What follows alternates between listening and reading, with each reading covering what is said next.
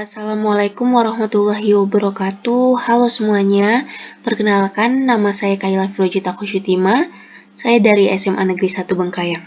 Pada kesempatan kali ini, saya akan membahas materi dan soal-soal tentang hukum Kepler sebagai persiapan KSN bidang astronomi tahun 2024. Nah, kita langsung saja masuk ke materinya.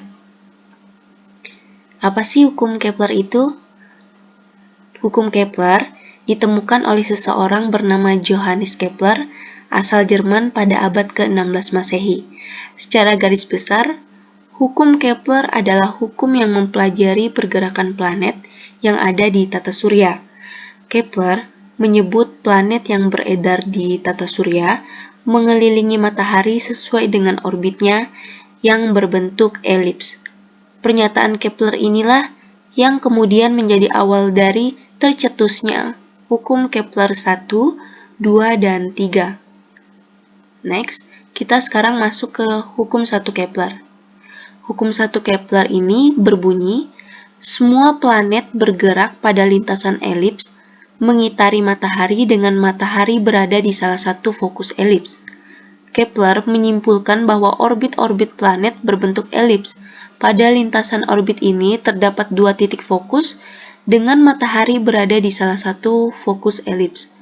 Hukum 1 Kepler ini menjelaskan bentuk orbit planet. Bentuk orbit di setiap planet berbeda-beda, tergantung dengan nilai eksentrisitas. Nilai eksentrisitas ini dari 0 hingga 1. Jika nilainya semakin dekat dengan 0, maka lintasan dari planet tersebut akan berbentuk lingkaran. Jika semakin mendekati angka 1, maka lintasan planet tersebut semakin berbentuk elips. Nah, bentuk elips itu hampir mirip seperti lingkaran, tapi tidak bulat sempurna. Ada bagian yang luasnya lebih pendek dan bagian lainnya lebih panjang. Bagian yang panjang disebut sumbu mayor, dan bagian yang pendek disebut sumbu minor. Selain itu, ada juga bagian yang bernama sumbu semi minor dan mayor. Sumbu semi mayor yaitu setengah dari sumbu mayor, dan sumbu semi minor yaitu setengah dari sumbu minor. Jadi, di sini ada sumbu mayor, teman-teman, dan ini sumbu minor. Next, kita lanjut ke hukum 2 Kepler. Hukum 2 Kepler ini berbunyi, suatu garis khayal yang menghubungkan matahari dengan planet menyapu luas juring yang sama dalam selang waktu yang sama. Dari bunyinya, kita bisa tahu bahwa hukum 2 Kepler ini menjelaskan tentang kecepatan orbit suatu planet. Hukum 2 Kepler menyatakan ketika planet berada dekat dengan matahari, maka gerak edar planet akan semakin cepat, sedangkan planet yang berada jauh dengan matahari, gerak edar planetnya akan melambat. Lanjut, kita masuk ke hukum 3 Kepler. Hukum 3 Kepler ini berbunyi, perbandingan kuadrat periode terhadap pangkat 3 dari setengah sumbu panjang elips adalah sama untuk semua planet. Hukum 3 Kepler ini menjelaskan periode revolusi tiap planet yang mengelilingi matahari. Hukum 3 Kepler ditemukan tahun 1619, yakni 10 tahun setelah hukum 1 dan 2 Kepler dipublikasikan. Pada saat itu, Kepler mencari hubungan antara gerak planet yang berbeda dan penjelasan untuk menghitung gerak planet tersebut. Lanjut, secara matematis, rumus hukum 3 Kepler yaitu T1 kuadrat per R1 pangkat 3 sama dengan T2 kuadrat per R2 pangkat 3. Nah, untuk T1 di sini yaitu periode planet 1, dan T2 di sini yaitu periode planet 2. Untuk R1 di sini yaitu jarak rata-rata planet 1 dari matahari. Untuk R2 di sini yaitu jarak rata-rata planet 2 dari matahari. Lanjut. Sekarang kita masuk ke pembahasan soal. Di sini ada pembahasan soal Olimpiade Astronomi tingkat kabupaten kota tahun 2009 nomor 27. Soalnya berbunyi, jika massa matahari menjadi 2 kali lebih besar dari sekarang, dan apabila planet-planet termasuk bumi tetap berada pada orbitnya seperti sekarang, maka periode orbit bumi mengelilingi matahari adalah A. 259 hari, B. 321 hari, C. 365 hari, D. 423 hari, E. 540 hari. Jawabannya adalah A. 259 hari. Kita masuk ke pembahasannya.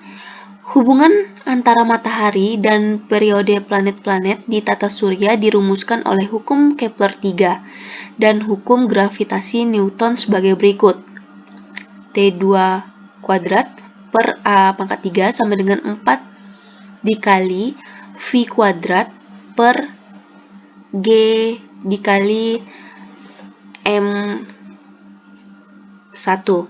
Nah, di sini T-nya yaitu periode revolusi, A di sini yaitu jarak rata-rata planet. Nah, untuk G ini gravitasi atau konstanta gravitasi, dan M di sini adalah massa.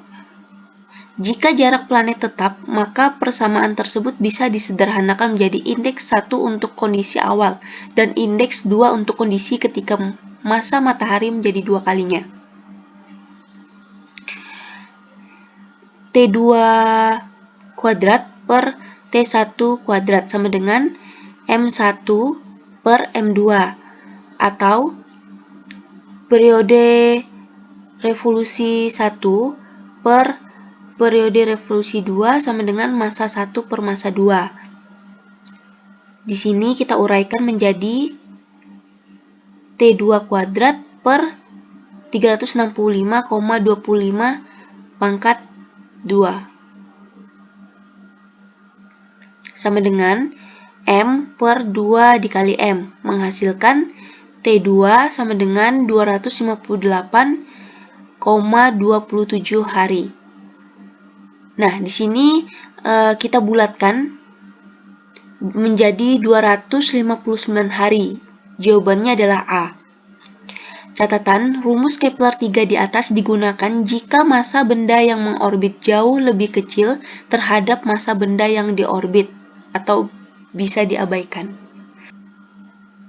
Next, kita masuk ke soal yang kedua, yaitu soal Olimpiade Astronomi tingkat kabupaten kota tahun 2009 nomor 38. Nah, di sini soalnya berbunyi, dua buah benda mengorbit benda ketiga sebagai benda sentral. Benda A mengorbit elips dengan setengah sumbu panjang 16 satuan dan setengah sumbu pendek 9 satuan. Benda B mengorbit lingkaran dengan jari-jari 12 satuan. Keduanya bergerak dari titik awal yang sama. Setelah menyelesaikan satu putaran, maka di titik awal itu A, benda A dan B tiba bersamaan. B, benda A tiba lebih awal dari benda B. C, benda A mendahului benda B. D, benda B tiba lebih awal dari benda A. E, benda A berada di belakang benda B. Jawabannya adalah D. Benda B tiba lebih awal dari benda A. Untuk pembahasannya, menyelesaikan satu putaran artinya menyelesaikan satu periode orbit. Periode orbit bergantung pada setengah sumbu panjang atau A. Jika A lebih besar, maka periode lebih panjang. Karena benda A ini sumbu panjangnya adalah 16 satuan, benda B sumbu panjangnya adalah 12 satuan. Jadi, periode A lebih panjang daripada periode B, maka B lebih cepat kembali ke titik asal. Jawabannya adalah D. Sekian penjelasan dari saya. Apabila terdapat kesalahan, saya mohon maaf. Wabillahi taufiq wal hidayah. Wassalamualaikum warahmatullahi wabarakatuh. Sampai jumpa.